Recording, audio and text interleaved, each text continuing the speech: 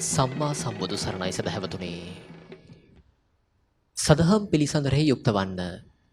ඇවතුම් පැවතුම් වල දක්ෂයෙකු වන්න. එතුලින් ප්‍රමුදිත භාවය හොඳින් ඇති කරගෙන සසර දුක අවසන් කරන අයකු විය යුතු බවයි සම්බුද්ධ දේශනාව. සදහැවතුනි, ඔබ මේ ශ්‍රවණය කිරීමට බලාපොරොත්තු වන ධර්ම දේශනාවත් නිවැරදිව උතුම් ධර්ම මාර්ගයේ ගමන් කොට සසර ගමන ජය ගන්නට ඔබහට කුසලානිසංසයක්ම වේවා. එසේනම් ඔබ අප කෙරෙහි අනුකම්පාවෙන් බෞද්ධ රූප වාහිනියේ මේ පැයට નિયમિત දායකත්ව ධර්මදේශනාව සිදු කිරීම සඳහා බෞද්ධ රූප වාහිනී මැදිරියට වැඩම කළ අතුරුගිරිය ආර්ය නිකේතනයේ නිර්මාතෘ ආචාර්ය පූජ්‍යපාද මාවර්ලේ බද්දිය ගෞරවනීය ස්වාමින් වහන්සේ අපි ප්‍රථමයෙන් සාදුනාදදී নমස්කාර පූරක පිළිගනිමු. සාදු සාදු සාදු. මෙම ධර්ම දේශනාව සඳහා සදැහැති දායකත්වය ලබා දෙනවා හොංකොංහි පදිංචි තිලින තලගල මහතා, අචිරා තලගල මහත්මිය සහ යුවීන් තලගල පුතණුවන්. සමන්ත චක්කවාලේසු අත්‍රා ගච්ඡන්තු දේවතා සද්දම්මං මුනි රාජස්ස සුනන්තු සග්ග මොක්ඛදං ධම්මස්සවන කාලෝ අයං බදන්තා ධම්මස්සවන කාලෝ අයං බදන්තා ධම්මස්සවන කාලෝ අයං භදන්තා. නමෝ තස්ස භගවතෝ අරහතෝ සම්මා සම්බුද්දස්ස. නමෝ තස්ස භගවතෝ අරහතෝ සම්මා සම්බුද්දස්ස. නමෝ තස්ස භගවතෝ අරහතෝ සම්මා සම්බුද්දස්ස. අට්ඨිමේ භික්ඛවේ ධම්මාසේ කස්ස භික්ඛුනෝ පරිහානාය සංවත්තම් තීති.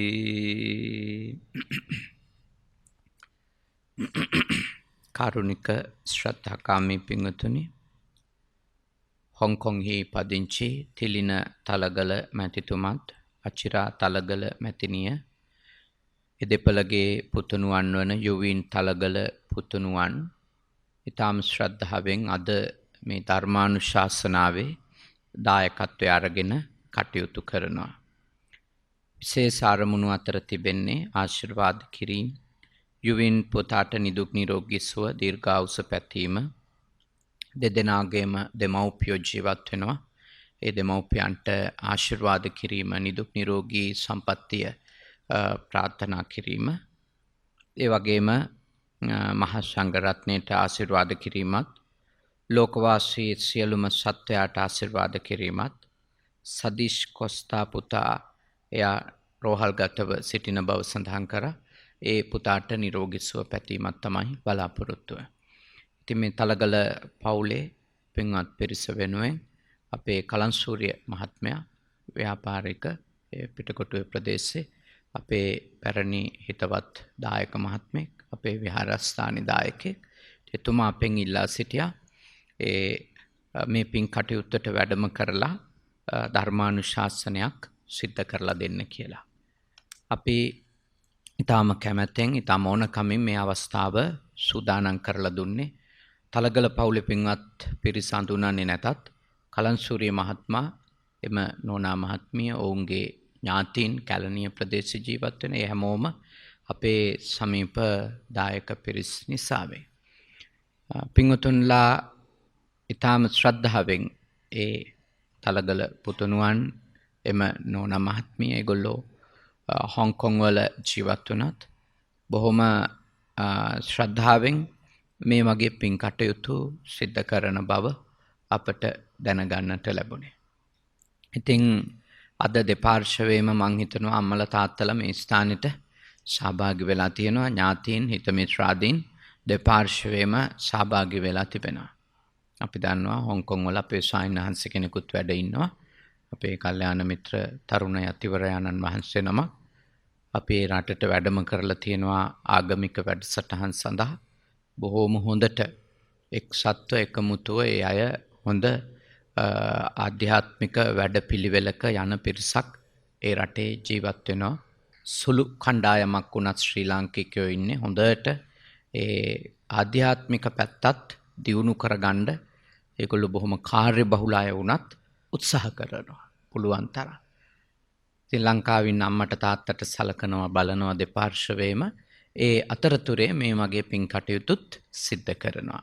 ඉතින් ඒ දරුවන්ටත් මෙතනට ආපු පිරිසට වගේම දහස් සංඛ්‍යාත ලක්ෂ සංඛ්‍යාත බෞද්ධ රූපවාහිනිය ශ්‍රාවක පිරිසටත් ප්‍රයෝජනවත් කරගත හැකි දහම් කරුණක් අද මම කියලා දෙනවා. අංගුත්තර අට්ඨක නිපාතයේ සේක පරිහානි සූත්‍රය ඇසුරු කරගෙන. සේක කියන්නේ හික්මෙනවා කියන එකනේ. හික්මෙනවා. හික්මෙන එක්කෙනෙකුගේ පිරිහීමක් ඇති වෙන්න පුළුවන් කරුණු මොනවද කියලා. හික්මීමේ ගමනක නැත්තම් පුහුණුවක යන එක්කෙනෙකුගේ පුහුණුව බිඳ වැටෙන්න පුළුවන් මොන පැතිවලට ගියොත්ද. ඉතින් මෙය භාග්‍යවතුන් වහන්සේ ඍජුවම පැවිද්දන්ට තමයි දේශනා කළා. ඉතින් ගොඩක් දේශනා පැවිද්දන්ට කරපුවානේ. ඉතින් අර සමහර දේවල් ගිහියෝ විදියට ඉඳගෙනත් කරගත හැකි ටිකක් තියෙනවා. ගොඩාක් දේශනා තියෙන්නේ පැවිද්දන්ට. ඉතින් මොකද බුදුහාමුදුරුවන්ගේ ළඟ වැඩ හිටිය පැවිද්දෝනේ. උන්වහන්සේට නිතර දේශනාවලට හමු වුණේ පැවිද්දෝ.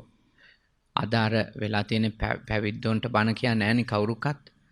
ඔක්කොම බණ කියන්නේ ගිහියන්ටනේ. ඉතින් ඒක හින්දා මේ පැවිද්දොන්ට කියපුවා තමයි ඉතින් ගිහියන්ට කියලා දෙන්න වෙලා තියෙන්නේ.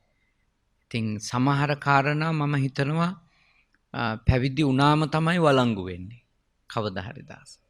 ඒත් සමහර කාරණා තියෙනවා ගිහි ගෙදර ඉඳගෙනත් පුහුණු කරගන්න පුළුවන්. වීරියක් ගත්තොත් උත්සාහයක් ගත්තොත් ගිහි ගෙදර ඉඳගෙනත් පුහුණු වෙන්න පුළුවන් කරුණු තියෙනවා. ආධ්‍යාත්මික පැත්තේ සංවාදනයේ. ඉතින් ඒ සඳහා තමයි අද මේ කරුණු ටික ඔබට කියලා දෙන්නේ. ඒවා ඔබටත් මං හිතනවා යම් ආකාරයකින් හෝ ඔබේ පුහුණුවට ගන්න පුළුවන්. එහෙම නැතත් ඉතින් අපි කවුරුත් හිතන එකක්නේ සසරේ කවදා හරි මහරහතන් වහන්සේලා වෙන්න ඕනේ. නේද? මහරහතන් වහන්සේලා බවට පත් වුණාම ගිහිව ඉඳන් රහත් උනත් ජීවත් වෙන්නේ පැවිද්දෙක් විදියටනේ. නේද? ගිහිව ඉඳන් රහත් උනත් ජීවත් වෙන්නේ පැවිද්දෙක් විදියට.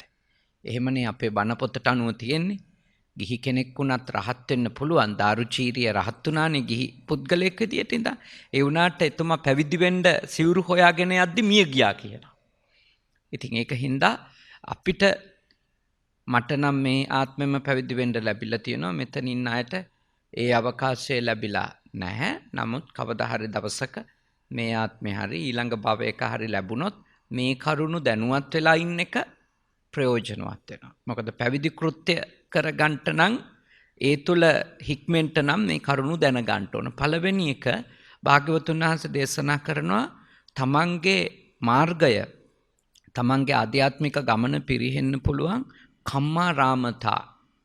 ඒ කියන්නේ ඔහුනවට වඩා කන්ස්ට්‍රක්ෂන් වැඩවල යන්න ගියොත් තාඳුරු කෙනෙක්. කියන්නේ සීමාවක් නැතුව අත්‍යවශ්‍ය දේවල් පිළිසකර කර ගැනීම නෙමෙයි මේ කියන්නේ එපා කියලා. හැබැයි හැම තිස්සෙම හමුදුරු කෙනෙකුගේ ඔළුවේ වැඩ කරන්නේ මේක හදන්න ඕනි, ඒක හදලා ඉවරුණන් ඒක කඩලා ඊළඟ එක හදන්න ඕනේ. එහෙම හැම තිස්සෙම කන්ස්ට්‍රක්ෂන් වල නා. ඒ කියන්නේ තවත් විදියකට කිව්වොත් හැම තිස්සෙම වැලි සිමෙන්ති ගඩොල් බදාම නේද? ඕවා එක නම් ඉන්නේ. එතකොට හමුදුරුවන්ගේ ආධ්‍යාත්මික වැඩපිළිවෙල කඩක් වැටෙනවා. අඩුම තමන් ගැන හිතන්නවත් වෙලාවක් නැති වෙනවනේ. හැමතිස්සෙම සිමෙන්ති කොටයක් කීයටද ගන්නෙ නේද? ගල් කියුබ් එක අඩු කරගන්නේ කොහොමද? ඉතින් හෙට්ටු කරන්න යන්න ඕනේ. ඒ වෙලෙන්ද ගාවට යකඩ ගේන ගල් වලේ යන්න ඕන. ඉතින් ඔය වගේ ප්‍රශ්න තියෙනවනේ. එතකොට ඒ හාමුදුරුවන්ට හාමුදුරුකමට අදාළ මුකුත් කරගන්න හම්බෙන්නේ නැහැ. පොතක් කියව ගන්න හම්බෙන්නේ. භාවනා කිරිල්ල කෙසේ වෙතත් නේද? පොතක් කියවලා චුට්ටක් දැනුමවත් දියුණු කරගන්න වෙන්නේ නැහැ. දැනුම ටිකක් වැඩි කරගන්න. ඊළඟට තමන් ගැන චුට්ටක් සිහි කල්පනාවකින් ඉන්න. වෙලාවක් නැති වෙනවා. කම්මා රාමතයි කිව්වේ සීමාවක් නැතුව කාර්ය බහුල වුණොත්. දැන් අන්න ඒක ගිහියටත් ගන්න පුළුවන් එක. ගිහියෝ කාර්ය යන්නේ නියැලෙන්න ඕන. හැබැයි සීමාවක් නැතුව කාර්ය බහුල වුණොත් ඒ ගිහියත්ත පිරිහෙනවද නැද්ද? පිරිහෙනවා. ඒ ගිහියත්තගේ සෞඛ්‍ය පිරිහෙනවා නේ. කාර්ය බහුලකම අධික වුණාම සෞඛ්‍ය පිරිහෙනවා. පෞල් සංස්ථාව පිරිහෙන්න පටන් ගන්නවා. නිරෝගීකම තමයි මුලින්ම බිඳ වැටෙන්නේ. කාය විවේකයක් නැති වෙනවනේ. සීමාවක් නැතුව වැඩ කියන එකේ පැය 24ෙම වෙලෙන්න ගියොත් ඒ අතට කාය විවේකයක් නැති වෙලා කය පිරිහෙනවා. චිත්ත විවේකයක් නැති වෙලා හිතත් පිරිහිලා යනවානේ. මොකද අවධානය යොමු කළ යුතු තව බොහෝ පැති මග ඇරෙනවනේ. ඔය කර්මාන්ත කටයුතු වල විසිතුරු කර්මවල හැමතිස්සෙම නියැලී ඉන්නවනේ. ඒ නිසා රස්සාවක් කරත් ඒකෙත් ඉතින් සීමා ලකුණු කරගන්න. බිස්නස් කරත් නේද? සීමා ලකුණු කරගන්න. කොච්චර හරි නේද? කඩේටත් ගිහිල්ලා බිස්නස්, ගෙදර ආපු වෙලාවෙ ඉඳලා ෆෝන් එකෙනුත් බිස්නස්. එහෙම වුණාම ජීවිතයක් නැහැනේ මිනිස්සුන්ට. ඒ මනුස්සයා ගිහියෙක් විදියට විනාශ වෙනානේ නේ. බණක් අහන්න වෙලාවක් නැහැ. බුදුන් වඳින්න වෙලාවක් නැහැ. අඩුම තමන්ගේ ළමයා එක්කවත් ඉන්න වෙලාවක් නැති කරගන්න. ඒක මිනිස්සෙක් තමන්ට කරගනු ලබන අපරාධයක්. ඒ හින්දා ඔබ වැඩ කරන්න ඕනේ. ඒ වැඩ කරන වෙලාවේ පූර්ණ දායකත්වය ඒ වැඩේට දෙන්න. හැබැයි ඔබ තේරුම් අරගෙන ජීවත් වෙන්න ඕන. මට විවේකයක් ඕනි. මම මේ වැඩ නැතුව ඉන්නත් ඕනේ. වැඩ එක්ක ඉන්නත් ඕනේ. වැඩ නැතුව ඉන්නත් ඕනේ. කාය විවේක ඕනි. චිත්ත විවේක ඕන. නැත්තම් මොකද ඔය වැඩ වලටම ඇඩික්ට් වෙච්ච අය ඉන්නවනේ නේ. මේ කියන්නේ ඇත්තටම මේ ඇඩික්ෂන්ස් වලින් අයින් වෙන්න කියලා කියන්නේ මේ වැඩ කියන එකේ ඇලුනම අවුරුදු 80 90 වුණත් ඒගොල්ලොන්ට ඒ වැඩවලට ගිහිලා නිකන් වාඩි වෙලා හරි ඉන්න ඕන ඉතින්. නැත්තම් Taman නෑ වගේ දැනෙන. ඒක මේ එහෙම වුණාම වෙන්නේ අර අන්තිම මොහොත දක්වා කෙලස් ගොඩකන ඉන්න වෙන්නේ. නේද? ඉතින් අන්තිම මොහොත දක්වා නේ දැන් මුදලාලි කෙනෙක් අවුරුදු 80 90 වෙනකන් කඩේ ඉන්න ගියොත් එහෙම උන් දැන් කෙලින්ම අපායෙම නවතින්න උනත් පුළුවන් නේ. ලාච්චුව බලනවා, ගනිනවා, අත ගන්නවා, ගෝලයක රණ්ඩු කර ගන්නවා නේ. ඉතින් හරි පව් නේද ඒක? ඒක හරිම පව්. එහෙම වෙන්න හොඳ නැහැ. රාජකාරී කරන කෙනෙක් එහෙම වෙන්න හොඳ නැහැ. එක තැනක් එනවා අපි කාටත් අතාරින්න නේ. ගිහියන්ට නම් බුදුහාමුදුරුව මේ ඔය මට්ටමට යෝජනා කරාට පැවිද්දොන්ට නම් කියන්නේ බහුකිච්චෝ මයං බහුකරණීයෝති. මට හරියට මේ ඉදිකිරීම් කටයුතු තියෙනවා. පන්සලේ අරක හදන්න තියෙනවා, මේක හදන්න තියෙනවා කිය ඉන්න කෙනෙක් බවට හාමුදුරුවෝ නම් පත් වෙන්න එපා කියලා. ඉතින් එහෙමපත් වුණොත් හාමුදුරුවන්ගේ ජීවිතේට ලොකු හානියක් වෙනවා. හැබැයි ඉතින් එහෙම පන්සලේ සංවර්ධනයක් කරන්නේ නැති හාමුදුරුවන්ට මිනිස්සු කැමතිත් නැහැ. මේ හාරු හිටියට වැඩක් නැහැ, පන්සලේ කිසි දියුණුවක් නැහැ. මිනිස්සු කැමති හාරු නිතරම බාදාම ගාගෙන එහෙම ඉන්නවා නම් බණක් භාවනාවක් කරනවා කිව්වොත් එහෙම කැමති නෑ. ඒ හාරුගේ වැඩන්නේ කරගන්න ඉතින්. කො පන්සල දියුණු කරනවායි. නේද? කියන්නේ ගොඩාක් මිනිස්සු රැස් වෙන්න කැමති දියුණු කරන පන්සල් එක නේද? එහෙම බොහොම කාම් තියෙන නේද? ස්පීකර් ගැට ගහලා නැති එහෙම පන්සල් වලට මිනිස්සු යන්න ටිකක් බහුතරය අකමැති. නිදහසේ තියෙන නිකන් ඒ සාමයෙන් ඉන්න අර නිතර සද්ද තියෙන්න ඕනි පන්සලේ හරි. මොකද අර Tamanට සමාන තැන් හොයනවනේ නේ සමහර අය. මම යෝජනා කරනවා ඇත්තටම කවුරු හරි හාමුදුරු කෙනෙක් අත්‍යවශ්‍ය දේවල් දිනු කරගන්න හාමුදුරුවෝ උපදෙස් දෙන්න ඕන, මැදිහත් වීමක් කරන්න ඕන. නැත්තම් කොහොමද පවතින්නේ නේ? නමුත් ඒකේ සීමාව පනින්න හොඳ නැහැ. දෙවනි කාරණේ භාග්‍යවතුන් වහන්සේ දේශනා කරන බස්සාරාමතා. බස්සාරාමතා කියන්නේ අපේ ගමන් මග පිරිහෙනවා ඕනවට වඩා කතාවෙහි ඇලුනොත් නේ.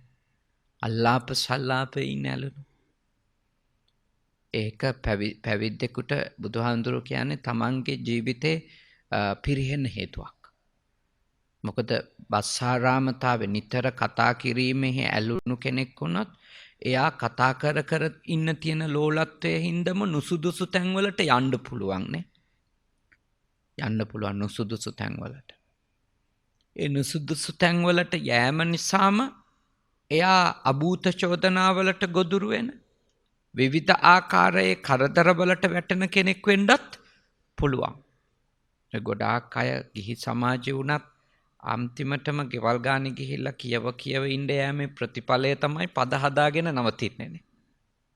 ඒවා මේ හරීම සත්‍ය දේවල්නේ භාග්‍යවතුන් වහන්සේ දේශනා කරපු නේද? ඒ කියන්නේ කතා කරන්න එපයි කියලා බුද්ධ ආගමේ කියලා නෑ. මෞන වෘතයෙන් ඉන්න කියලා නේ. කාත් එක්කවත් මූණ බලන්න එපා, කතා කරන්න එපා කියලා. ඒත් පමණ දැනනේ. අවශ්‍ය දේ. අවශ්‍ය මාතෘකාව. ඒක ඉවරුණා නම් ඉවරයි. එතනින් එහාට යෑම යනු ප්‍රශ්නකින්ම තමයි නවතින්නේ.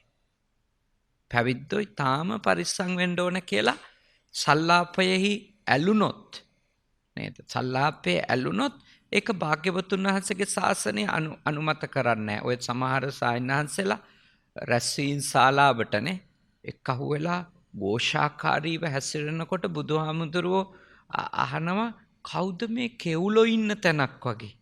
කෙවුලෝ ඉන්න තැනක් කියන්නේ දීවරයෝ ඉන්න තැන. දීවරයෝ ඉන්න තැන්වල හරි සද්දෙයිනේ නේද? මාළු ගොඩ දාන්න, මාළුවන්ගේ ගණන් නියම කරන්න, ඊළඟට මාළුවෝ බෙදා ගන්න කොච්චර සද්දයිද මාළු කඩේනේ. මාළු මාකට් එකට යන කට්ටිය දන්නවනේ එතන කොච්චර සද්දයිද කියලා. එක්කෙනෙක් පරද්දලා අනිත් එක්කෙනා කෑ ගහනවනේ. බුදුහාමුදුරුවෝ සමහර හාමුදුරුවෝලගෙන් අහලා තියෙනවා මොකද මේ කෙවුලෝ ඉන්න තැනක වගේ. දීවරයෝ ඉන්න තැනක වගේ ഘോഷාව. සරියුත් මහරහතන් වහන්සේගම 500ක් පන්නලා දාලා තියෙන බුදුහාමුදුරුවෝ පන්සලේ. කෑ ගහනවා කියලා.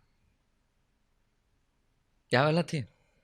අන්තිමට ආපු සැනින්ම හාමුදුරුවරු වඩිනව දැකලා මේ මිනිස්සු ඇවිල්ලා බලනවා මොකද කියලා අහුවම කියනවා බුදුහාමුදුරුවෝ අපිට යන්න කිව්වා කියලා. ඉතින් අන්තිමට බුදුහාමුදුරුවෝ කමා කරනවා ඇවිල්ලා. එහෙම කෑකෝ ගහපු එක වැරද්දක් කියලා පිළිගන්න ඕනවා. ඒ කරන්නේ තරහට නෙමෙයි. මේ ශාසනයේ නිශ්ශබ්දකමට හරි අගයක් දෙනවනේ. නිහඬකමට අවශ්‍ය දේ නිතර රැස් වෙලා කතා කරන්න කියලා කියනවා සමගියෙන් නේ. ඒ උනත් ඒක තැනක් නොතැනක් තියෙන්න බෑ. නේ තැනක් නොතැනක් තියෙන්න ඕන. කොච්චර හරි කියව ඉන්න අය වුණොත් පැවිද්දොත් පිරිහෙනවා, ගිහියත්ොත් පිරිහෙනවා. ඒ කරුණත් ගිහියන්ට ගන්නට පුළුවන් එකක් නේ. ගිහියන්ට ගන්නට පුළුවන්. ගිහි ගෙදර නිශ්ශබ්දතාවය කියන එක. නේද? ගිහියෝ තැන් වල ගිහිල්ලා එහෙම කතා සල්ලාපයන්ගින් ඇලෙන්න ගියොත් ලොකු අනතුරු කරගනී.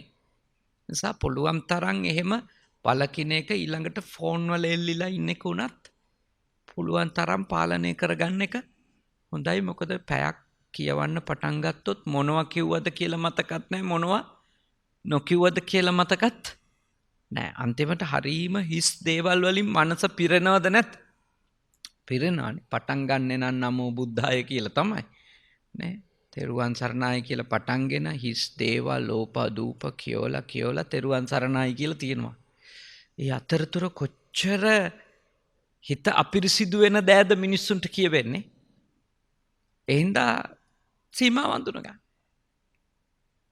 කෝල් එකක් ගත්තනම් පණිවිඩය කිව්වත් ඒවා. එච්චරයි. සුදුක් අහන්න ඕන විනාඩියක් දෙකක් ඒ කටයුත්ත කරා.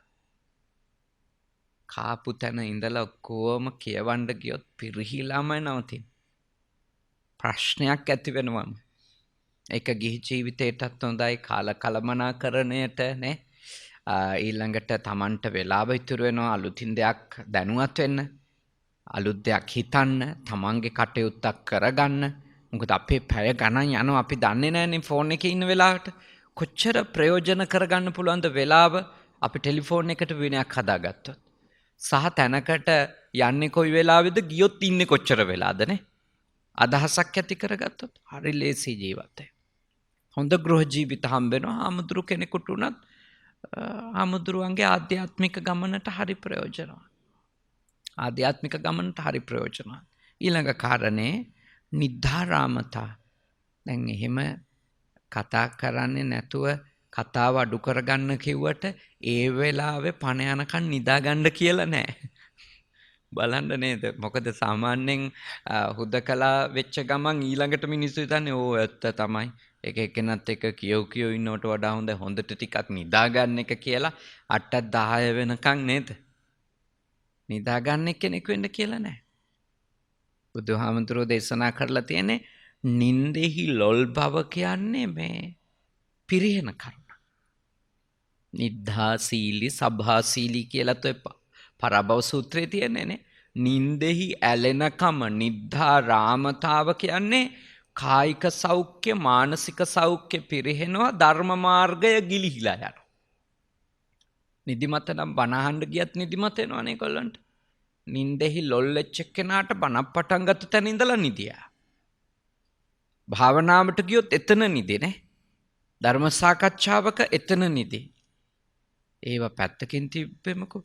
මේ ගෙදර වැදගත් ප්‍රශ්නයක් කතා කරන වෙලාවටත් හෝමිටි තිය නිදි.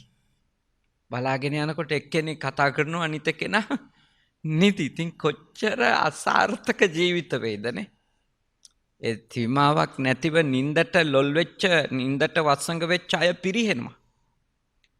ඔය දැන් පැරණි අදහසක් තමයි පැය 8 නිදා ගන්න ඕනි, පැය 7 නිදා ගන්න ඕනි කියන එක බොහොම පැරණි අදහසක්. ඇත්තටම බුදුහාමුදුරුවෝ පැය 2ක් පැය 4ක් අතර වගේ කෙටි කාලයක් සැතපිච්ච කෙනෙක්. දැන් අලුත්ම වෛද්‍ය ශාස්ත්‍රයේ කරන පර්යේෂණවල කියන්නේ නින්ද කියන එක හැමෝටම පැය 8ක් ඕනි නෑ. ඒක පුද්ගලයාගෙන් පුද්ගලයාට වෙනස්. ඒ කියන්නේ මමත් ඇත්තටම හිතුවේ මේක මේ බුදුහාමුදුරුවන්ට අතිශයෝක්තියෙන් දාපු එකක්ද කියලා. පැය 2යි සතපුනේ කියන එක. නෑ. දැන් අලුත්ම රිසර්ච් වලනේ අලුත්ම WHO එකෙන් කරන මහා පර්යේෂණ වාර්තාවල උන් කියනවා නෑ. පැය 8ක් කියන එක ඒක සමහර රෝග තත්වයන් තියෙන කෙනෙකුට එහෙම තමයි අවශ්‍ය වෙන්නේ. එහෙම නැත්තම් පැය 8 පැය 6 කියලා නිශ්චිත නෙවෙයි. ප්‍රමාණවත් නින්දක්. කාය විවේකයක් හොඳට ලැබෙන මට්ටමේ නින්දක්. ඒක සමහර කෙනෙකුට පැය 4 වෙන්නත් පුළුවන්. අනිත් එක මේ අපේ ඔළුවේ තියෙනනේ රෑමයි නිදා ගන්න ඕනි කියලා එකකුත් නේද? එහෙම කියන්නෙත් නෑ දැන්. එහෙම කියන්නෙත් නෑ. යම් කිසි වෙලාවක ඔබේ ඇහැට විවේකයක් ලබා දෙන්න ඕන. ඒක අවශ්‍යයි. ඉතින් ඒක අපි තේරුම් ගන්න ඕනේ. ඒ කියන්නේ නිදා ගැනීමෙහිම ලොල්ලුවෙක් වෙන්න එපා. දැන් අර ඇහැට විවේකය නිදා නොගත්තත් හම්බ වෙනවනේ අපි භාවනාවක ඉන්නවනම්. දැන් ඇස්සරම් භාවනා කරන්නේ නැහනේ. දැන් අක්ෂි වෛද්‍යවරු දෙන උපදේශයක් තමයි ඔයා මෙච්චර වෙලා නිදා නොගත්තට ප්‍රශ්නයක් නැහැ. හැබැයි ඔයා ඇහැ වෙහෙසන්නේ නැතුව ඉන්න. එහෙමනේ අලුත්ම අක්ෂි වෛද්‍යවරුන්ගේ උපදෙස් තියෙන්නේ. ඔයාගේ ඇහි ප්‍රෙෂර් වැඩි වෙනවා. ඇහැ වෙහෙසෙව්වොත් ඒ නිසා ඇස් දෙක පියාගෙන ඉන්න. ඒකුවේ භාග්‍යවතුන් වහන්සේට සහ ශ්‍රාවකයන් වහන්සේලාට උන්වහන්සේගේ දේශනාව පුහුණු වෙ නැත්තන්ට පැය කීපයක් නිදාගත්ත කියන කාරණේ මත ඇස් දෙක අඳ වෙලා යන්න විදියක් නෑ. අවශ්‍ය ප්‍රමාණයට උන්වහන්සේලා ධ්‍යාන සමාධි දියුණු කරන්න ඇස් පියන් ඉන්නවනේ. ඇහැට අවශ්‍ය විවේකය හම්බ වෙනවා. නින්දෙහි ලොල් වෙන්න හොඳ නෑ. නින්දෙහි ලොල් වුණොත් දැනුම ලබා ගන්න බෑනේ. දැන් අපි කියමුකෝ මේ ඉගෙන ගන්න දූල පුතාලා ඉන්නවා. දැන් ඔයගොල්ලෝ නිදා ගන්න ආස වුණොත් පොතක් ගන්න කියනකොටම නිදිමතයි කියාගෙන පැන්නොත් නේද? පිරිහිලා යනවා. ඒගොල්ලන්ට විභාග පාස් කරගන්න හම්බෙන්නේ. ඊට පස්සේ නිකම්ම විදියට තමයි සමාජෙ පිළිගන්නේ. මෝඩ මිනිස්සු උගත් කමක් නැහැ කියලා සමාජයෙන් කියන්න ගන්නවා. නූගත් කමනේ ඔය කියලා හැම එකකදීම හැම ප්‍රශ්නයකදීම ඇදලා ගන්නවා ඒකනේ. ඉතින් පුංචි කාලේ නින්දට වහල් වුණොත් නිදා ගන්න ආස වුණොත් ඔය කතා ලොකු වුණාම අහන්න වෙනවා. නේද? එක එක්කෙනා අපෝ කිසිම දෙයක් දන්නේ නැහැ. එඩියුකේටඩ් නැහැ. ඒකයි ඔය ගති. ඕවා කියන එක කොච්චර නරකද කෙනෙකුටනේ. අහන්න වෙන එක. ඉතින් එහෙම අහන්න වෙන්නේ පුංචි කාලේ එහෙම වුණොත් නේ. හොඳට ඉගෙන ගන්න ඕන. නිදිමත පරද්දලා ළමයි ඉගෙන ගන්න ඕන. පාන්දර නැගිටින්න ඕන ළමයි කවුරුත්. අම්මා තාත්තා පාන්දර නැගිටින්න ඕනනේ. උදේ 5වත් වෙනකොට නැගිටින්න එපා. අවම අතෝ 7 8 9 වෙනකන් නිදියන නේ. ඒක හරිය අශෝභන දෙයක් නේ. පැවිද්දොන්ට නම් කිසිසේත්ම ගැලපෙන්නේ නැහැ. ගිහියන්ටත් මං කියන්නේ හොඳ නැහැ කියලා. අපේ ලොකු හාමුදුරුවෝ පොඩි කාලේ අපේ උදේ 4ට ඇහැරුවා. මගේ පන්සලේ ඉන්න පොඩි හාමුදුරුවෝ නම් මං එච්චර වේල 5 ඇරවන්නේ නැහැ. 5ට නැගිටිනවා. චූටි ළමයි හින්දා මම ටිකක් වැඩිපුර අවස්ථාවක් දෙනවා පැයක්. හැබැයි 5ට නැගිටින්න. 10:00 වෙනකන් අවදියෙන් ඉන්න ඕන.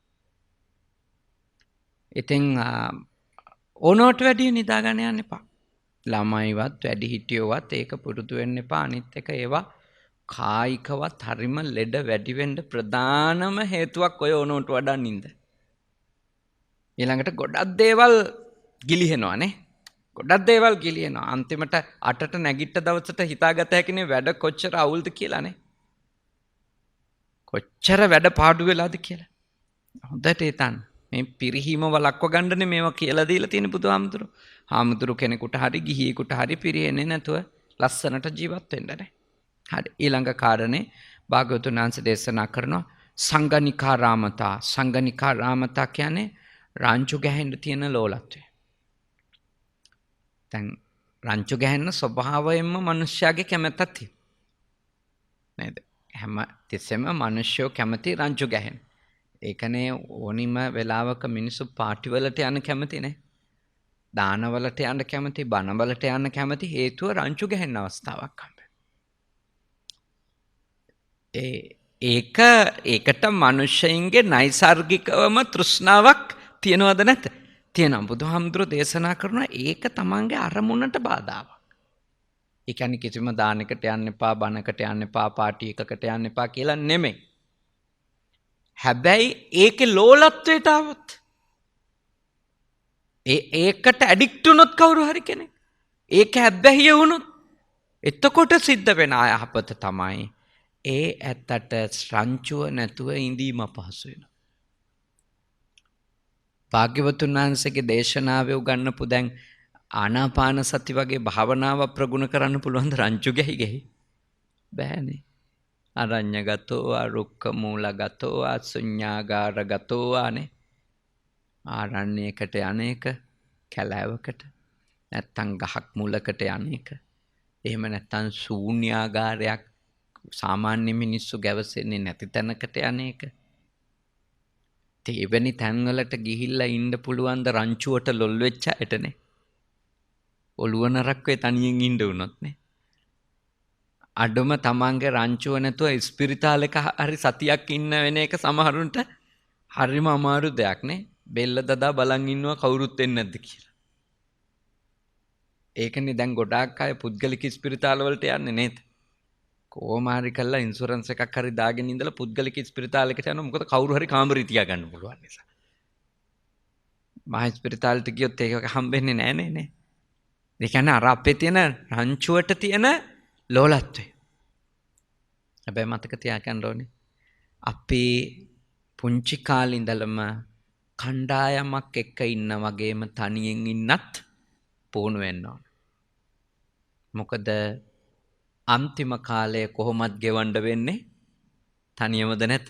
ගොඩාක් අය හිටියත් තනිකම දැනෙන වෙලාවක් එනවා.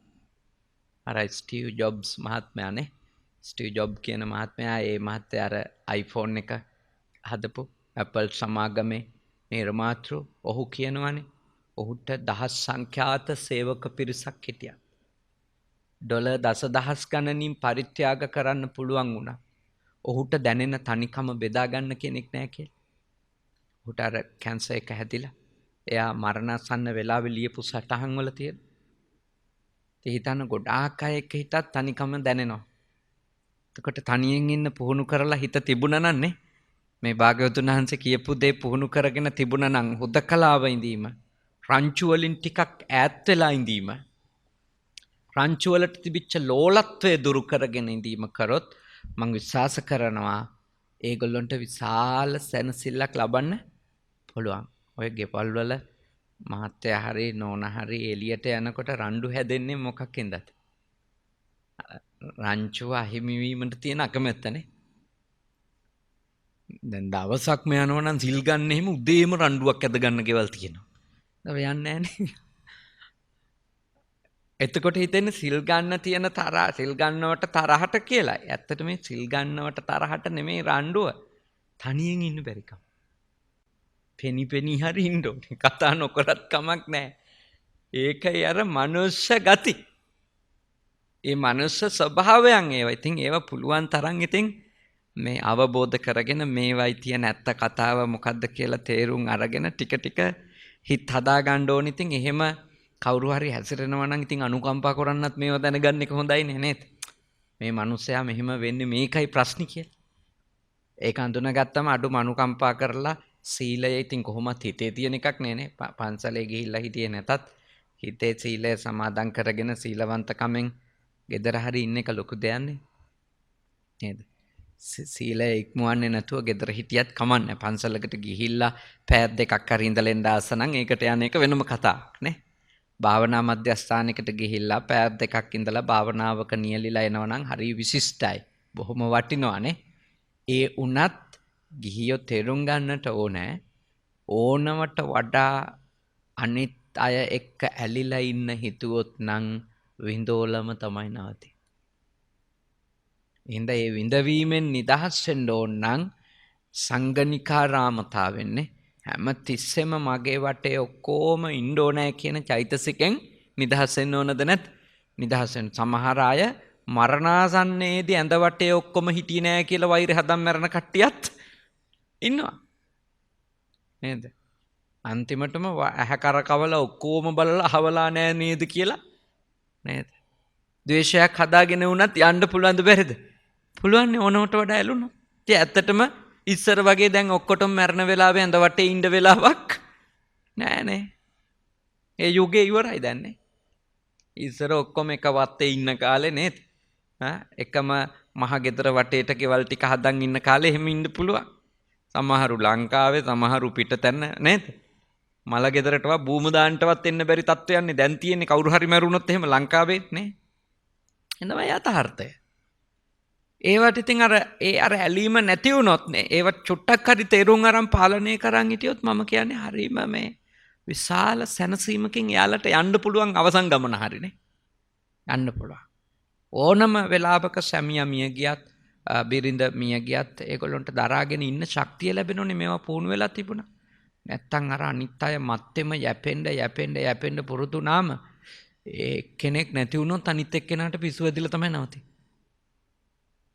ඒකයි රංචු වලට ඕනවට වඩා ඇඩික්ට් වෙන එකේ තියෙන භයානකකම ඒක. ලෞකිකව. ලෝකෝත්තර ගමනට නම් නේ. ලෝකෝත්තර ගමනට නම් හුදකලාව නැතුව ඉතින් තමන් ගැන පරිශ්‍රණයක නියැලෙන්න පුළුවන් කියලා මම නම් හිතන්නේ. තමන්ට තමන් දිහා බලන්න නම් නේ. තමන්ගේ කෙලෙස් ධර්මයන් අවබෝධ කරගන්න නම් තනි වෙන්න මෙපැයි. තනියම ඉඳන් හිමින් කල්පනා කරන්න ඕන නේ. බලන්න ඕනි. ඒක හොඳට ඔබ අවබෝධ කරගත යුතු කරුණක් බුද්ධ ශාසනයේ පුහුණු වෙන කෙනෙක් විදියට. ඊළඟ කාරණේ පපංචාරාමතා සමාවෙන්න. ඉන්ද්‍රියේසු අගුත්තද්වාරතා. ඒ කියන්නේ ඉන්ද්‍රියන්හි නොයසූ දොරවල් ඇතිකම. ඒ කියන්නේ මේ ඇස කන නාසය දිව ශරීරය මනස කියලා ඉන්ද්‍රිය හයක් තියෙනවානේ. ඒ ඉන්ද්‍රිය හය වහපු දොරවල් ඇතුව ඉන්න ඕන කියලා බුදුහාඳුරෝ දේශනා කරා. ඒ කියන්නේ කොච්චර හරි මේ ඉන්ද්‍රියන් හයට අරමුණු හොයා අරමුණු පසුපස හඹා යෑමෙන් නවතින්න කියන එකනේ. රූප පසුපස ශබ්ද රස ගන්ධ ස්පර්ශනේ මේවා පසුපස හඹා යන්නෙකුනොත් එයා ඉන්ද්‍රියන්හි නොයසූ දොර ඇති කෙනෙක්නේ. අගුත්ත ద్వාර නොයසූ දොරවල් ඇති කෙනෙක්. ඉතින් එහෙම වුණාම තමන්ට ඕන කරන තමන් ආස වෙච්ච ඒ අරමුණු හම්බුනොත් හරි. හම්බුනේ නැතොත් ගැටුමද නැද්ද? ගැටීම. හම්බුනොත් ඒවයි වසඟ වෙලා මුසපත් වෙලා මුළු දවස් ගත වෙනව දන්නේ නැහැ. කිසිම දෙයක් තේරුම් ගන්නේ නැතුව ඒවයි මුසපත් වෙලා අපි දවස ගෙවාගෙන යනවා. ඒ හින්දා ඉතින් ඉන්ද්‍රයන් සහ අරමුණු හමුවීම නවත්තන්න කියලා නෙමෙයි මේ මෙතන යෝජනාව. ඒව හමු වෙනවා. ඒ වෙලාවට සතියෙන් ඉන්න කියලා කියනවා. සම්පජඤ්ඤයෙන් ඉන්න නේ. මනා දැනුවත් සිහි නුවණකින් කටයුතු කරන්න. එතකොට අනවශ්‍ය උපාදානයන් හැදෙන කන්නේ. අනවශ්‍ය ගැටීම් සහ ඇලීම් හදාගන්නේ නැතුව ඉන්න පුළුවන් වේවි. ඒක ඔබේ කෙලස් ටිකක් හරි අඩු කරගන්න උදව්වද නැද්ද? උදව්වක්. ටිකක් හරි අඩු කරගන්න. අන්තික මේ ලෝක ජීවිතයේ සාර්ථකත්වයටත් හරි උදව්වක් නේ. දකින්න අරමුණු පස්සේ අඹා යන එක්කෙනෙක් වුණොත් නේද? ඒ අරමුණු වල මත්තු එක්කුණොත් කොච්චර කරදරයිද නේ. මනසට කොච්චර කරදරයිද. අරයා දකින්න ඕනේ. මෙයා දකින්න ඕනේ. ඒ හඬ දවසකට සැරයක්වත් ඇහෙන්න ඕනේ. ඉතින් එහෙම නැති දවසත් එන්න පුළුවන්. දැන් ඔබතුමියලට නේද? පොඩි පුතාගේ හඬ ඇහුන්නේ නැතොත් දවසේ ප්‍රෙෂර් වැඩි වෙනවා නම් ප්‍රශ්නයක් ඉතින් නේද? ප්‍රශ්නයක්. ඒ කියන්නේ මොකද දිනු වෙලා නැහැ කියන එක. හඬ අහන්න පුළුවන් දවසුත් එන්න පුළුවන්. බැරි දවසුත් එන්න පුළුවන්. දැන් ඒ අනිත් පවුලේ මාතාවට නේ තමන්ගේ දුවගේ හඬ අහන එක Skype එකෙන් හරි WhatsApp Viber හරි නේද? මූණ පොඩ්ඩක් බලන එක ලැබෙන්නත් පුළුවන් නොලැබෙන්නත් දෙකටම පුහුණු වෙන්න ඕන. නෑ මට නිින්ද යන්නේ නැහැ හුවේ නැත්තම්. දැක්කේ නැත්තම් නිින්ද යන්නේ නැහැ. ඒ මට්ටමට වහල් වෙන්න එපා. ඒ කියන්නේ හාමුදුරුවෝ නම් ඔයිටත් ටිකක් එහාට යන්න ඕන. දැන් ගිහියන්ට මම යෝජනා කරන්නේ ගිහි ගෙදර ඉඳන් ඒ කියන්නේ ඕනමට වඩා ඒවයි අන්තගාමී වෙන්න එපා. ඊට පස්සේදී එහෙම මොකක් හරි කාර්ය බහුල වෙලා දවසක් දෙකක් එහෙම එන්න බැරි වුණොත් මෙහි අම්මලගේ සීනි වැඩි වෙනවා නේ. කොලෙස්ටරෝල් වැඩි වෙනවා, ප්‍රෙෂර් වැඩි වෙනවා. ඊළඟට කන්න බෑලු, නිින්ද යන්නේ නැලු. ඉතින් ඊට පස්සේ අර රටවල් වල ඉන්න මිනිස්සු දැවි දැවි ජීවත් වෙන මං හින්දාද මේ මුනේ මට අනන්තරීය පාප කර්ම වේදි කියන. බෞද්ධ මිනිස්සුනේ බය වෙනවා ඊළඟටනේ. ඉතින් ඒ නිසා හොඳට මේ මව්පියෝ හරියට ඕවා තේරුම් අරන් තමයි වැඩ කරන්න ඕනේ. නැත්තම් එහෙම අපිට පැටලෙනවානේ. පැටලෙනවා. ලංකාවේ හිටියත් ඉතින් දුර බැහැරක ඉන්න ළමයින්ට ඔය අපිට ඕනි තරම් ඇහැට හමු වන්නයි නේද? කයට හිතට එහෙම හමු වෙන්න සලස්සන්න බෑ. ඒවා ටිකක් හදා ගන්න ඕනේ. එතකොට ඔය ද්වේෂය ක්‍රෝධයත් ටිකක් අඩු වෙනවද නැත්ද? අඩු වෙනවනේ. මොකද ඕවා නැති වෙනකොටනේ තරහ එන්නේ නේ. ආවේ නැහැ බලන්නවත්. දුන්නේ නැහැ කෝල් එකක්වත්. මුන්ට මුලාමතකයි. අපි කරේ කොහොමද? ඒ කියන්නේ අර ඉන්ද්‍රියන් වලින් Tamanට ප්‍රිය ඒව හොයලා ඒවයි වසඟ වූෝ වෙලා ඉන්දියම තියෙන නරක තමයි. ඊට පස්සේ ඒව නිකන් හරි මේව වුණොත් පොඩ්ඩක් එහෙම වුණොත් වෛර ක්‍රෝධේන. ඊළඟට අනිත් අය ගැන සැක කරන්න ගන්නවනේ. අරයා කතා කරන්න එපයි කියලාද දන්නේ. මම හොඳට හදාගත්තු එක නේද? ඕකි තමයි නරක කරේ කියලා එහෙම හරි නරක විදියට බ්ලේම් කරනවා අනිත් අයටනේ. එහෙම හොඳ නෑ. ඒ වෙන්නේ අර අපි අපේ හිත හදාගත්තේ නැති උනන් නෙමෙයි. ඔබ අවුරුදු 25ක් හදපු මිනිස්සෙක් නේද? 25 වෙනි අවුරුද්දේදී හම්බ වෙච්ච ස්ත්‍රියක් නිසා හෝ පුරුෂයෙක් නිසා වෙනස් වෙනවා කියනවා නම් එතකොට ඔබේ හැදිල්ලම ෆේල් නේද? ඒ කියන්නේ අම්මා 100% අතාරින්න පුළුවන් නම් අවුරුදු 25 දී හම්බෙච්ච නෝනා නිසා අවුරුදු 25 දී හම්බෙච්ච මහත්තයා නිසා තාත්තා 100%ක්ම අතාරින්න පුළුවන් නම් ඉතින් ඒ හදපු අයත් අසමර්ථ වෙලානේ. නේද? ඊළඟට කල්පනා කරන්න ඕනේ ඒ ස්ත්‍රිය හෝ පුරුෂයා මොන තරම් දක්ෂද කියලානේ. අර ඔක්කොම අමතක කරවලා එයාගෙම වසඟෙට ගන්න. සහ එතකොට ඊළඟට කල්පනා කරන්න ඕන ඒ 25 අවුරුද්දෙම ඒ පිරිමියා හරි ගැහණියා හරි ගැහණු ළමයා හරි කරලා තියෙන රංගපෑමක්දනේ. ඒ නිසා කාටවත් බ්ලේම් කිරිල්ල වෙනුවට හිත හදා ගන්න. මං කියන්නේ ගොඩක් පැති තියෙනවනේ ඕවයි නේද? ඒ වෙනුවට හිත හදා ගන්න. අපි තේරුම් අරන් ජීවත් වෙන්න ඕනේ. අපි මේ හැමතිස්සෙම අපි ආස අරමුණු ඇහැට පේන්න ඕනේ, කනට ඇහෙන්න ඕනේ, කයට දැනෙන්න ඕනේ, නහයට දැනෙන්න ඕනේ. එහෙම හිතන්න ඕනේ. චුට්ටක් පාලනය කරගෙන යන්න ඉගෙන ගමු. හාමුදුරුවන්ට නම් කියන්නේ ඇහැට කොච්චර රූප හම්බුණත් ඒවට මනසින් වටිනාකම් දෙන්න එපා. කනට මොන ශබ්ද ඇහුණත් ඒවට මනසින් වටිනාකම් දෙන්න එපා. ජීවත් වෙන්න නිවන් මඟ පුහුණු කරගන්න ඒක හරි ලේසි මගක් වෙනවා. ඉන්ද්‍රියසු අගුත්තද්වාර හාමුදුරු කෙනෙක් ඉන්ද්‍රියන්හි නොවැසු දොරවල් ඒ කියන්නේ වහපු නැති දොරවල් සහිත නම් ඒ හාමුදුරුව පිරිහෙනවා. ඊළඟ කාරණේ භාගතුන් වහන්සේ දේශනා භෝජනේ අමත්තඤ්ඤුතා. ඒ කියන්නේ කණේකේ ලිමිට් එකක් දන්නේ නැති එක. භෝජනේ අමත්තඤ්ඤුතා. භෝජනේ මාත්‍රාව දන්නේ නැති එක. වලන්ඩ පිරිහෙනේවා කියලා බුදුහාමුදුරුවෝ නේද කොච්චර ඇත්ත දේවල්. කොච්චර හාමුදුරු කෙනෙක් ලෙඩ වෙන්න පුළුවන්ද සීමාවක් නැතුව කල වේලාව නොදැන දන් වළඳින හාමුදුරු කෙනෙක් වුණොත් නේ. ප්‍රමාණය නොදැන දන් වළඳින හාමුදුරු කෙනෙක් වුණොත් ඒ හාමුදුරුවෝ නිතරම බත්ත සම්මදෝනේ බත් මත එනවනේ. දැන් අපේ මේ පුතාලා දෝලා රෑ 9ට 9:00ට විතර කොත්තු කෑවොත් රයිස් කෑවොත් මොකද වෙන්නේ අන්තිමට? රයිස් කිව්වේ නිකම් බත් නෙමෙයිනේ. රයිස් කියන්නේ ලංකාවේ බ්‍රයිඩ් රයිස් වලටනේ. නැත්තම් බත් වලට කියන නම තමයි රයිස්. ඒ වුණාට ඒව කෑවොත් හොඳට අජිනමොටෝ ගහලා නේද? තෙල් දාලා කරපුවා රෑ 9ට කෑවොත් උදේ 7ටත් ඇහැර ගන්න එක හරිම අමාරුයිනේ. අර තෙල් ගොඩ බත් මතනේ ඉවරයි. ඔය ගොඩක් ළමයි නන්නත්තර වෙලා තියෙන්නේ ඕවා එක්ක අම්මලා රැට කන්න දෙනේම එක්ක. ඒකත් අඩුම 5:00ට 6ට දෙනවනම් කමන්නේ රෑ 9ට 9:00ට දෙන්න. ඒක කාපු ගමන් ඒගොල්ලෝ නිදා ගන්න යන. අන්තිමට ඒ වගේ මාස 2ක් ගත වුණොත් ඒ ළමයා ලෙඩෙක් වෙන එක නවත්තන්න කාටවත් බෑ ඒක නවත්තන්න. දැන් අලුත්ම වෛද්‍ය පරීක්ෂණයකින් එළිදරව් වෙලා තියෙනවා බොහොම ශෝක ජනක එකක් ඒක. ඒ කියන්නේ 2025න් පස්සේ උපදින ළමයින්ගේ පරම ආයුෂ මුළු ලෝකෙම ළමයින්ගේ අවුරුදු 35යි කියලා. පරම ආයුෂ අම්මලා බලන් ඉඳිද්දි ළමයි මැරෙන යුගය එනවා කියලා. හේතුව කන්න දෙනේවා. කන්න දෙනේවා වෙන මොකුත් නෙමෙයි.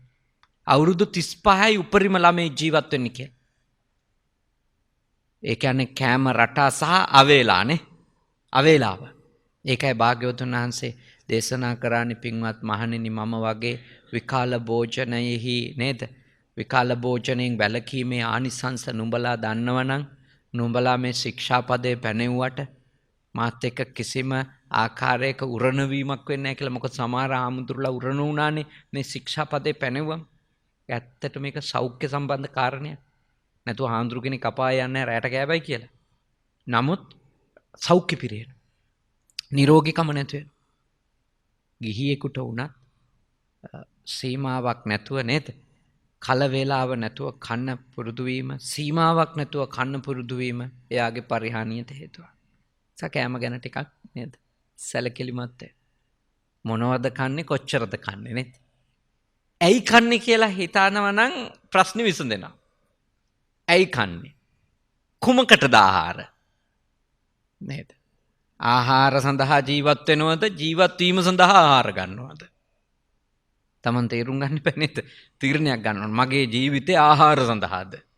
නැත්නම් ආහාර මගේ ජීවිතයේ යැපීම සඳහාද? ඕක හරියට තේරුම් ගත්තොත් පිරෙන්නේ නැහැ. බුදුහාමුදුරු කිව්වේ යාපනාය යැපෙන්න ආහාර ගන්නනේ. විහිංසූපරතිය ඇලීම අඩු කර ගන්න ආහාර ගන්න. බ්‍රහ්මචර්යා නුග්‍රහය බ්‍රහ්මචර්යාවට උදව්වක් පිණිස ආහාර ගන්න. එතකොට ඒක බොහොම සුළු ප්‍රමාණයක්. දැන් අලුතින්ම ඔය මාර ලස්සන සම්බන්ධවනේ රූපලාවන්‍ය සම්බන්ධව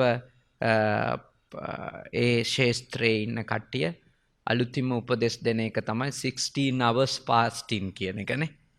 එන පැය 16ක fasting එකකින් හොඳට කෙට්ටු වෙන්න පුළුවන් කියලා. ඉතින් ඒක ඉතින් බුදුහාරු කියපු එක කරා නම් හරි නේද?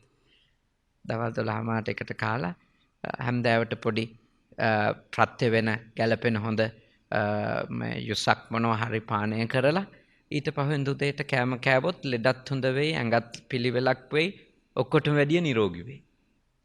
බුදුහාඳුරෝ කියපු එක අහනවා නම් ගොඩක් ප්‍රශ්න ඉවරයි. බුදුහාඳුරෝ කියපු එක කරන්න. ඊළඟ කාරණේ භාගතුන් වහන්සේ දේශනා කරනවා සංසග්ඝාරාමතා ඒකවේ ඇහැ කන නාසය දිව ශරීරය කියන පංචකාමයෙහි නේ පංචකාමයෙහි ඇලුණු එක්කෙනෙක් වෙන්න එපා. නේ ඒ කියන්නේ ඉන්ද්‍රියන් පිනවන්න රූපවල, ශබ්දවල, රසවල, ස්පර්ශවල, ගන්ධවල ඒකට කියන්නේ පංචකාම කියලානේ. පංච ඉන්ද්‍රියන්ට අරමුණු කරන ඒවයේ සංසර්ගයෙහි කියන්නේ සංසර්ගය කියන්නේ ඇලුණු කියන එක. ඒවයේ ඇලුණු එක්කෙනෙක් වෙන්න එපා කියන එක.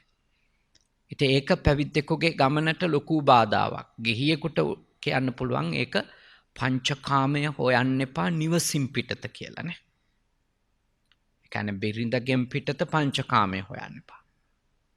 ඊළඟට සැමියාගෙන් පිටත පංචකාමය හොයන්න එපා. විනාශකින් නවතින. ලෙඩක් දාගෙනමයි නවතින්නේ.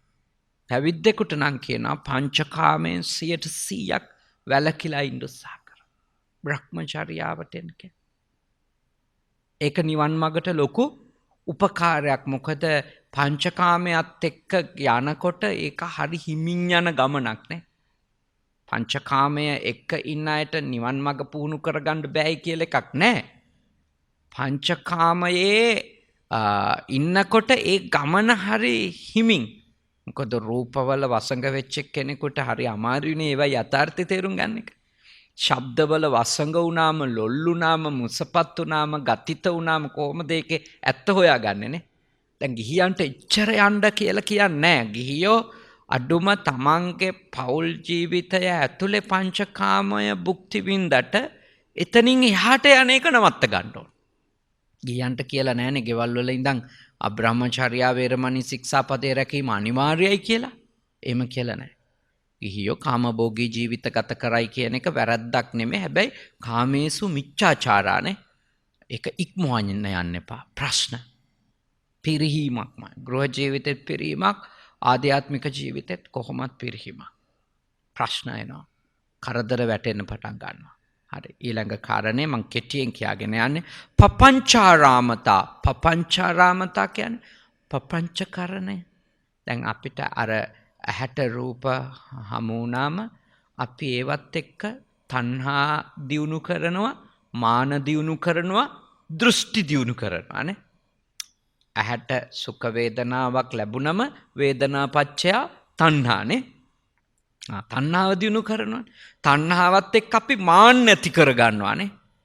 තමන් විඳින ආස්වාද ගැන. ඊළඟට ඒ ඇති කරගත්තු මේ මාන්නේ ඉඳගෙනම ඒකේ තව තවත් හිතලා ඒ අරමුණට නැත්තම් ඒ හම්බ වෙච්ච රූපයට සදාකාලික ආත්මයක් පනවනවානේ. නොවෙනස් රූපයක්. එතකොට ඒකෙන් දැනෙන වේදනාව නොවෙනස් වේදනාවක්, සදාකාලික වේදනාවක්, නිත්‍ය පදාර්ථ ලෙස ගන්න පටන් ගන්න. ඒකට තමයි ප්‍රපංච කරනවා කියන්නේ. ඒ කියන්නේ මනසින් සංකල්ප ගොඩනග යනවා. ඇහැට රූප හම්බුණන්, කනට ශබ්ද හම්බුණන්, දිවට රහ, ශරීරයට ස්පර්ශ, මේවා එක්ක ප්‍රපංචකරණය කරනවා. අපි මනසේ යම් සංකල්ප ගොඩනග යනවා. ඕව අන්තිමට නවතින්නේ දරුණු තණ්හාවල් වෙලා, සීමාවක් නැති මාන්නයන් වෙලා, ඊළඟට මෙලොවක් පරලොවක් පිළිගන්නේ නැති මට්ටමට මිත්‍යා දෘෂ්ටිකයෝ වෙලා තමයි ඔය ප්‍රපංචකරණය නිමා වෙන්නේ අන්තිමට. ඒ ඇයි තමන්ගේ ආස්වාද වෙනුවෙන් ඕන එකක් කරාට කමන්නේ නැයි කියන තැනට තණ්හාවයි මාන්නයි උග්‍ර වුණාම එනවද නැත්? ආසාව වැඩි වුණාම ලිමිට් එක දන්නේ නැහනේ. එතකොට පව්පින් පේන්නේ නැහැ, මෙලොව පරලොව පේන්නේ නැහැ. ඔක්කොම අර කාම පැත්තෙන් විතරයි යන්නේ. එහින්ද බුදුහාමුදුරුවෝ දේශනා කරනවා පපංචකරණයෙන් වළකින්න. කියන්නේ අරමුණු හම්බුණාට ඉන්ද්‍රියට ඒව නිසා සංකල්ප ගොඩනගන්න හොඳ නෑනේ. සංස්කාර ධර්ම ගොඩනගන්න එපා කියලා කියන්නේ. සංස්කාර නිසානේ විඥානේ හැදේ. විඥානයක් හැදුවොත්නේ ආය අපි උපදින්නේ නේ. බුදුහාමුදුරුවන්ගේ දේශනාව තමයි පපංචකරණය තුලදී තමයි සංස්කාරයක් නිර්මාණය වෙන්නේ. කුසල වේවා අකුසල වේවානේ නිර්මාණය වෙන්නේ. අන්න ඒක නවත්තන්න ඕන. ඉතින් දැන් කරුණු කීයක් ඉගෙන ගත්තද? පිරෙන්නේ නැතුව ඉන්න 8ක් ඉගෙන ගත්තා. අංගුත්තර අට්ඨක නිපාතේ තියෙන හික්මෙන කෙනෙකු පිරෙහෙන්න පුළුවන් කාරණා මොනවද කියලා කරුණු 8ක් බුදුහාඳුරු දේශනා කළා. දැන් ওই ටික ඔය தත්තෙට ඇද නොවැටි හිටියොත් අපරිහානීය ධර්මනේ. සේක අපරිහානීය ධර්ම වෙනවා. ඒවා ඔය ටිකේ හිටියොත් ශේකය පිරිහෙනවා. ඔය ටික තුල අවබෝධ කරගෙන වැළකුණොත් ශේකය පිරිහෙන්නේ නැහැ. හික්මෙන එක්කෙනා පිරිහෙන්නේ නැතුව ඉන්න පුළුවන් වෙනවා. ඉතින් හොඳයි, තාම ශ්‍රද්ධාවෙන් පැයක පමණ වෙලාවක් ඔබ පිරිහෙන්නේ නැතුව ඉන්න කරුණු 8ක් ඉගෙන ගත්තා. හාමුදුරුල්ලට කිව්වට ඔය ඇත්තන්ටත් ප්‍රයෝජනයි වගේ නේද? ගොඩක් දේවල් ගන්න තියෙනවා. හොඳට හිතුවොත් Tamanට ඒවා එකතු කරගන්න පුළුවන් නේ. ඉතින් මේ මහත්තුරු ඒ රටවල් වල හොංකොං වල ජීවත් වුණත් ශ්‍රද්ධාවෙන් මේවා කරන එක අපි සතුටු වෙනවා. ඒ ඇත්තන්ටත් මේ දේශනාව මම හිතනවා ආමිෂමය පැත්තෙන් බොහොම දම් පැන් දෙන්න ඒගොල්ලෝ හරිම උනන්දු යුද්ධයෝගිමත්නේ නේද? ආධ්‍යාත්මික පැත්ත දියුණු කරගන්න තව තවත් කාර්ය බහුල ජීවිතයක හිටියත් මේ වගේ දේශනා ඒගොල්ලොන්ට ප්‍රයෝජනවත් වෙනවා. මොකද ඒ රටවල් වල හරි ලේසි මෙහෙට වඩා ආධ්‍යාත්මික පැත්ත දියුණු කරගන්න. මොකද හේතුව ඔය අපි කිව්වට ලෝකේ තරඟේ තියෙනවයි කියලා මෙහි තරඟේ තියෙන රටක් කොහෙවත් තියෙද කියලා හිතාගන්න අමාරුයි. ඊර්ෂියාව, කුහකකම, කට්ට වෙට්ට පිත්තලකම් ඔක්කොම තියෙන්නේ මේක ඇතුලේ තමයි. මමත් ලෝකෙ ගිහින් තියෙනවනේ ඉතින්. මෙච්චර කුහකකමකින් දුවන නේද? මෙච්චර තරඟ නෑදෑයෝ අතර මෙච්චර කුහකකම් තියෙන නේද? නොනිමි සීතල යුද්ධ තියෙන නේද? මෙහෙම නෑනේ සුද්ධ තමන්ගේ වැඩ කරන් ඉන්නවා නේද? ඒ අය තමන්ගේ ගමන යනවා. ඉතින් මං හිතනවා හොංකොං වල ඉන්න අයට තමන්ගේ ගමන යන්න පුළුවන්. තමන්ගේ දරු මල්ලොත් හදාගෙන ආධ්‍යාත්මිකවත් බණක් දහමක් පුහුණු වෙලා ආධ්‍යාත්මික ගමනක් යන්න පුළුවන්. ඒ අතර ඉතින් ආමිෂ පැත්තක් දියුණු කරනවා නේ. දම් පැම් දෙන්න ඕන, අම්මට තාත්තට සලකන්න ඕන. ඒවා ඉතින් අවශ්‍යයිනේ. ඒවා අවශ්‍යයි. ඒවා ඉතින් බුද්ධ ආගමේ නූනත් කරන්න ඕනි වැඩනේ. බුද්ධ ආගමේ වෙන්න ඕනේ නෑනේ අම්මට තාත්තට සලකන්න. අම්මට තාත්තට සලකන එක කොයි ආගමේ වුණත් කරන්න ඕනේ. ඉතින් ඒ පුතණුවනුත් මං හිතනවා දුවත් තෙලින තලගල මහත්මයාත් අච්චිරා තලගල මහත්මියත් අම්මට තාත්තට හොඳට සලකන දෙන්නෙක් අප උපස්ථාන පුළුවන් විදියට ඒ ඇත්තන්ගේ ආර්ථික ශක්තියෙන් කරනවා ඇති. ඒ අතරතුරේ මේ වගේ ධර්මානුශාසනාමය පින් කටයුතු කරනවා. ඒ ඇත්තෝ වගේම ඔය ඇත්තොත් ජීවිත හදා ගන්න. ධර්ම මාර්ගයට එකතු කර ගන්න ඕනේ. මොකද හේතුව මරණය කියන එක එන දවස තැන වෙලාව අපි කවුරුත් දන්නේ. ලෙඩ කියන එක එන්නේ නැති අය කියලා කවුරුත් නැහනේ. ට්‍රම්ප්ටත් හැදුනා නන්නේත්. ලංකාවේ මිනිස්සුන්ගේ උද්දච්චකම බහින දවස වැඩි ඈතක නෙමෙයි. නේද? අච්චර රැකවල් තියෙන නේද? මොන තරම් එයාගේ සේෆ්ටි එකට දේවල් කරලා තියෙන්නේ නැද්ද? පේනවනේ බලය කියන එක වැදගත් නැහැ ලෙඩට කියන එක නේද? ලෙඩට තියෙන පරිස්සම් වීම. මාන්නක්කාරකම වැක්සින් එකක් නෙවෙයිනේ නේ. මාන්නක්කාරකම වැක්සින් එකක් නෙවෙයි. දැන් මේ තාත්තා මල් ටික අත ගත්තලා අර අම්මා දහත් තට්ටිය පූජා කරන කම්ම මම මාස්ක් එක ගැලෙව්වේ නැහැ. ඇයි? මේ රටේ වසංගතයක් තියෙනවා. මේ රටේ වසංගතයට අපි පරිස්සම් වෙන්න නම් අපි සෞඛ්‍ය පුහුණුවක ඉන්න ඕනේ. අපේ උද්දච්චකම් වලින් ලොකුකම් වලින් බෞද්ධ රටක් බුදුන් තුන්සරයක්ම ඇවිල්ලා තියෙනවා ලෙඩ වෙන්නේ නැහැ මේ කට්ටියට මොකොත් හැදෙන්නේ අර අන්න බුදුහාමුදුරු ඉපදිච්ච රටේ උන් බල්ලෝ බලල්ලු වගේ මැරෙනවා අල්ලපු රටේ. තුන් වරක් වැඩි එකේ කට්ටිය ඒකේ බලයට මේ ලෙඩ වෙන්නේ නැහැයි කියනවා නම් එහෙනම් බුදුහාමුදුරු ඉපදිච්ච රටේ උන් කොහොමද අර මේ දොස්තරලා නේ 400ක් විතර මැරලා. ගර්භණී අම්මලා පාරවල් වල මැරෙනවා ඉස්පිරිතාලයකටවත් යන්න නැතුව. ඒ නිසා මේ රටේ ඉන්න මිනිස්සුන්ගේ ලොකුකම ටිකක් දැන් වැඩි වෙලා තියෙන්නේ. ඒ හින්දා තමයි ගොඩාක් අය ඩිස්ටන්ස් තියාගන්න සෞඛ්‍ය පුරුදු පිළිපදින්නේ කියන දෙයක් අහන්නේ නැහැ.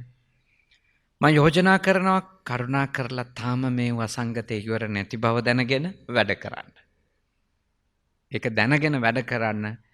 ලෙඩ වෙන්නේ නැති අය කියලා જાතියක් නැහැ. ලෙඩෙන් පරිස්සම් වෙන්න පුළුවන් ඒ නීති රීති වල ගියොත් එච්චරයි. නේද? ඒක හොඳම උදාහරණේ ට්‍රම්ප් මහත්මයායි නෝන මහත්මයායි යාගේ නේද? ලෙඩ වුණානේ. ඒගොල්ලෝ ලෙඩ වෙච්ච එක සතුට නෙවෙයි අපේ. නමුත් මේ අපිට හොඳ උදාහරණ හිතන්න නේ. අපේ තියෙන ලොකුකම් ටිකක් අඩු කරගන්න නේ. අපි ඕනවට වැඩි ඇත්තටම කිව්වොත්. ලංකාවේ මිනිස්සු නම් ඕනවට වැඩි හොඳටම දැන්. දැන් හිතන් ඉන්නේ මේ තුන් ලෝකේ එකම රට ලෙඩ හැදෙන්නේ නැති කියලා. බලාගන්න පුළුවන් එයාපෝට් එකේ ගියොත් වෙන වැඩේ මොකක්ද කියලා. මේක ලොක් කරන් ඉන්නකම් නේද? ඔය එක්කෙනා දෙන්න ගෙන්නෝ ගන්නකම් බේරලා තියාගන්න පුළුවන් වෙයි. මේ අතන මෙතන මේ වහගෙන. ඒත් ඕක හැමතාම කරන්න පුළුවන් වැඩක් නෙවෙයි. පරිස්සම් වෙන්න.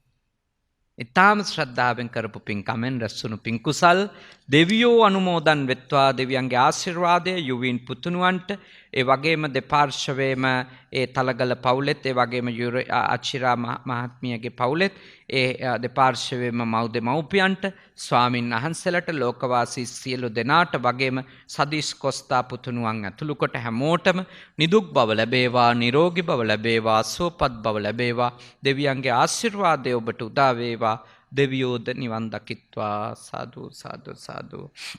ඒ වගේම ඒ පවුල්වල නමින් මියගිය සියලු ඥාතීන්ද පින් අත්කර ගනිත්වා. උතුම් අමා මහ නිවනම අවබෝධ කර ගනිත්වා. සාදු සාදු සාදු. අවසාන වශයෙන් ඔබ අප හැම දෙනාට දෙවියන්ට මියගිය නෑයන්ට මේ පින්කමට උදව් කරපු කලන්සූරිය පවුලේ පින්වත් පිරිස ඇතුළු සියලු දෙනාටම සත්පුරුෂ ඇසුර ලැබේවා, කල්යාණ මිත්‍ර ඇසුර ලැබේවා, සද්ධර්මයම අසන්නට ලැබේවා, ධර්මානුධර්ම ප්‍රතිපත්ති පූර්ණේ කරගෙන ඉක්මන් භවයකදී නිවන් දකින්න අද කරගත්තු පින්කම්ද පාරමිතා වේවා. සාදු සාදු සාදු. ආකාසට්ටා චුම්මට්ටා දේවා නාග මහිත්‍තිකා පුඤ්ඤන්තං අනුමෝදිත්වා චිරන් රක්කන්තු ශාසනං. ආකාසට්ටා චුම්මට්ටා දේවා නාග මහිත්‍තිකා පුඤ්ඤන්තං අනුමෝදිත්වා චිරන් රක්කන්තු දේශනං. ආකාසට්ටා චුම්මට්ටා දේවා නාග මහිත්‍තිකා පුඤ්ඤන්තං අනුමෝදිත්වා චිරන් රක්කන්තු මම් පරම්ති තී. කවුරුත් වන්දිමු.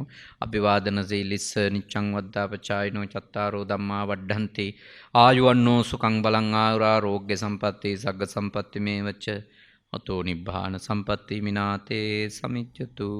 හැමෝටම තෙරුවන් සරණයි. සාදු සාදු සාදු. එම ධර්ම දේශනාව සිදු කළ කුසල බලයෙන් අතුරුගිරිය ආර්ය නිකේතනයේ නිර්මාතෘ ආචාර්ය පූජ්‍යපාද මාවර්ලේ බද්දිය ගෞරවනීය ස්වාමින් වහන්සේට ප්‍රාර්ථනීය බෝධියකින් උතුම් වූ චතුරාර්ය සත්‍ය ධර්මයේම අවබෝධ වේ අමා මහ නිවනින් සැනසෙන්නට හැකියාව ලැබේවායි අපි සාදු නාදදී ප්‍රාර්ථනා කර සිටිමු.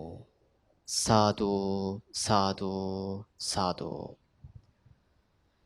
එසේනම් මේ ආරාධනය මෙම ධර්ම දේශනාවේ සදැහැති දායකත්වයේ ලබාගත් පිරිසට ගෞරවනීය ස්වාමින් වහන්සේට පරිස්කාර පූජා කිරීම සඳහා ඒ අතරවාරයේදී අපි ගෞරවනීය ස්වාමින් වහන්සේ වන්දනා කරමු. ඔබ සැමට සම්මා සම්බුදු සරණයි.